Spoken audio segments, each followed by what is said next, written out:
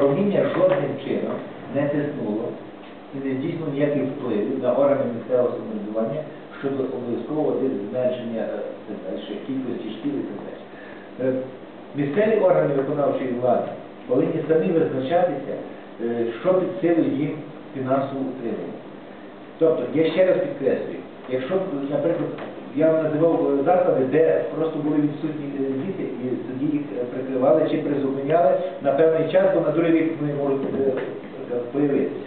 Жоден навчальний заклад, наприклад, не закривається, не реорганізовується без рішення місцевих органів, точніше навіть місцевої громади, точніше, це буде точніше. Тобто, якщо громада не дає згоди, нема права це робити. Жоден у нас перевіряла і прокуратура. У нас немає випадків, коли ми десь силоміць забезпечували це без згоди громади, наприклад.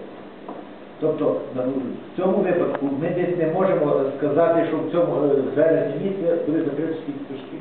Якщо дійсно виявиться, що нема кого вчити, чи, наприклад, створені всі умови, припустимо, є автобуси, діти і батьки згідні. А чому згідні? Тому що якщо є поблизу школи, яка має набагато кращу матеріально-технічну базу, якщо є створені всі умови для того, щоб цим дітям там нормально вчилося, відпочивалося і так далі, і батьки згідні з дітьми, наприклад, перейти, оце такий шлях.